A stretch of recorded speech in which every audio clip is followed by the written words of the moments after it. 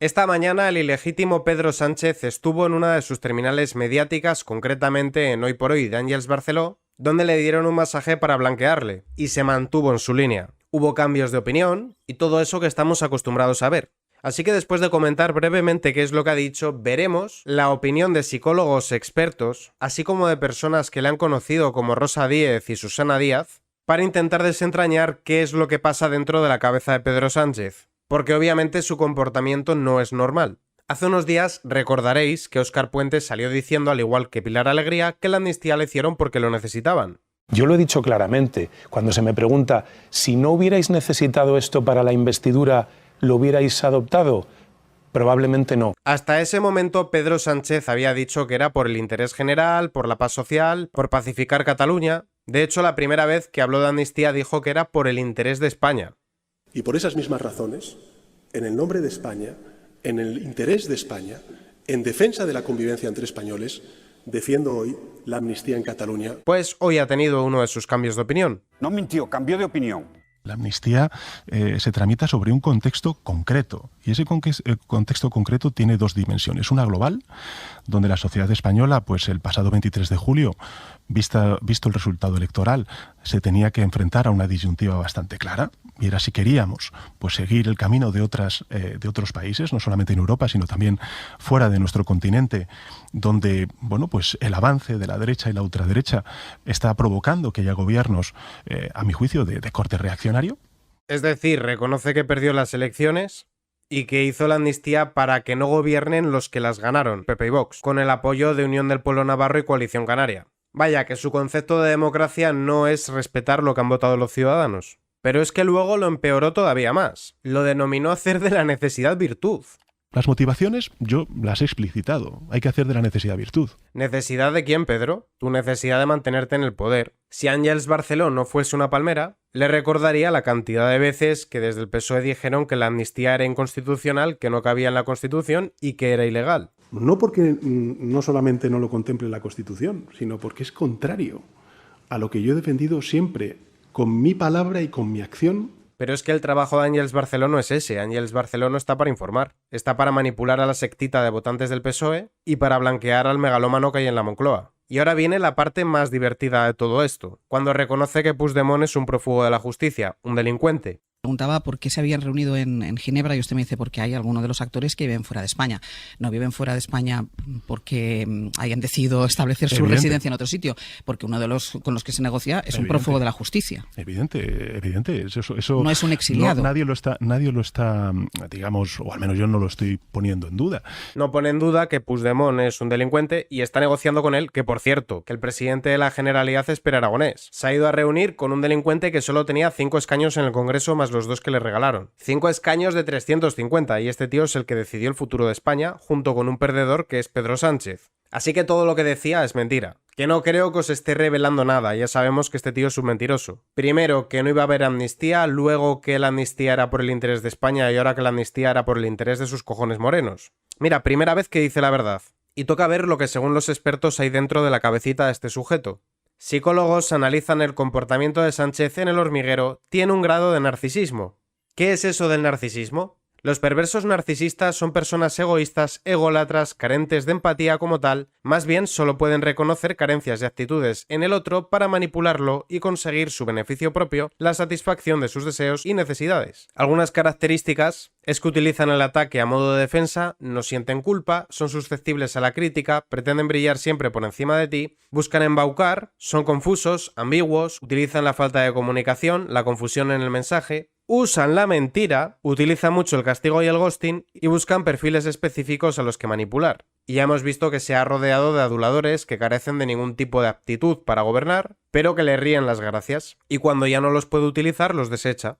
Según el psicólogo Sergio García, el secretario general del PSOE se desenvolvió bien y aportó un enfoque cercano, ya que le gusta darse cuenta de conocer, hablar de sí mismo y defender sus ideas. Afirma que el lenguaje no verbal, que es el que se empleó para acaparar todo el espacio físico en la entrevista, fue impactante, y echó el cuerpo hacia adelante, abrió las manos, ocupando todo el campo, y dejó al entrevistador en un segundo plano como si fuese alguien inferior.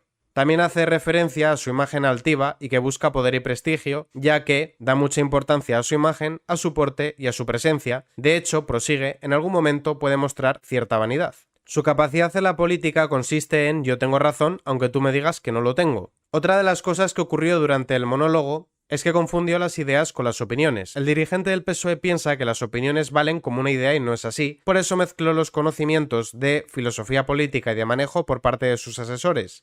Si esto lo junta con su lenguaje no verbal de que yo soy muy guapo, hablo inglés y soy alto, aparece un problema, y es que, aunque no esté mal que lo crea, sí lo es que lo utilice como modelo de funcionamiento. Pero hay otro detalle al que apunta el psicólogo clínico, sobre el tema de la mentira, y cómo Sánchez justifica que él puede mentir. Esto se ve en la idea que tiene del derecho a equivocarse y cambiar de opinión. Y si según este psicólogo clínico hablaríamos de un perverso narcisista, según Rosa Díez se trataría de alguien con la tríada oscura. Es decir, además de un narcisista, sería también maquiavélico y un psicópata.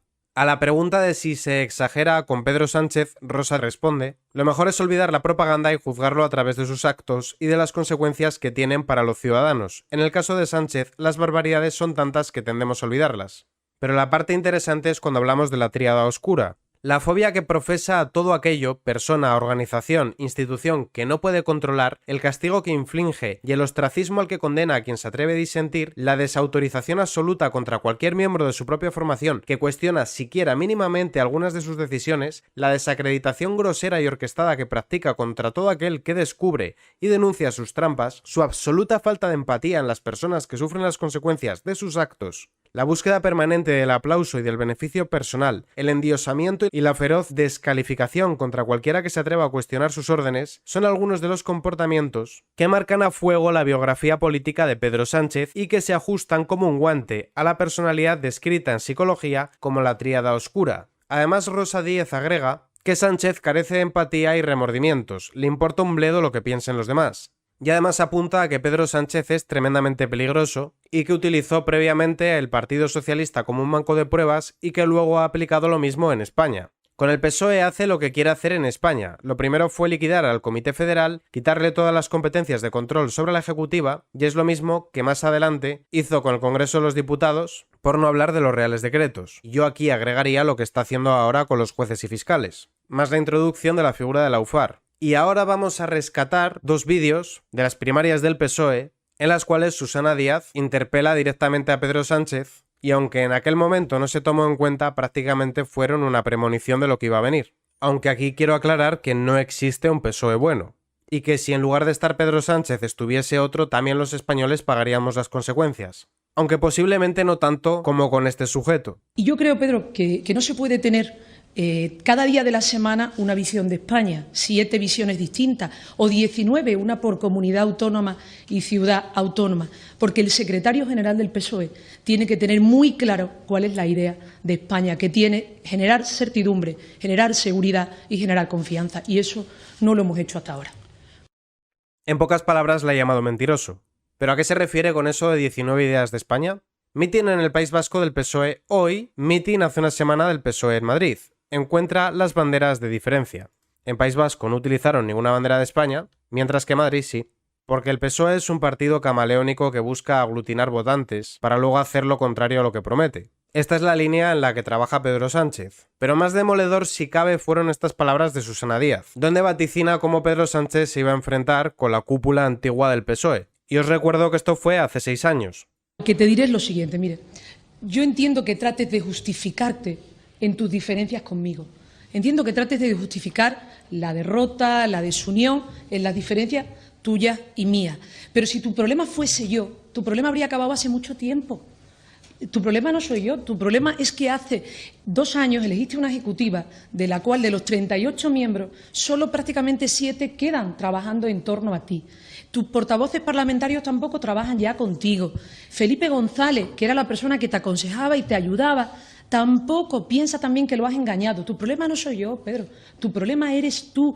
Y cuando la gente que te acompaña, que ha trabajado cerca tuya, resulta que no se fía de ti, deberías de hacértelo ver, porque te decía que al fin y al cabo, si tu problema hubiese sido yo, hubiera acabado hace mucho tiempo. Yo creo que hace mucho tiempo debimos haber reflexionado sobre el tipo de persona que es Pedro Sánchez, independientemente de las ideas políticas que tenga cada uno. Porque psicólogos clínicos y personas que le han conocido y tratado personalmente coinciden en que es una persona mitómana y narcisista. Y es sumamente peligroso dejar el país en manos de una persona así. Yo soy de los que opinan que no existe un PSOE bueno y que el PSOE es el gran problema de este país. Pero este problema se aumenta a la enésima potencia si encima ese partido lo controla quien en opinión de muchos es un psicópata. Porque alguien que antepone el interés personal al bienestar general y que no tiene reparo ninguno en hacer daño, no puede llevar las riendas de un país, al margen de que sus ideas políticas sean nefastas. A lo que yo me refiero es a una ambición desmedida que le lleva a cometer todo tipo de tropelías, como romper la unidad nacional, pisotear el Estado de Derecho, cargarse la separación de poderes o enemistarnos con nuestros aliados tradicionales. Porque yo no os leí la definición completa de perverso narcisista. Me reservé una característica para el final: violencia. En esta fase se empieza a evaluar, anular, discriminar al otro mediante humillación, quejas, críticas, castigos silenciosos, invisibles, ausencia. Finalmente se produce el descarte de la víctima. Y la víctima de Pedro Sánchez somos nosotros. Lince TV, Política y Noticias.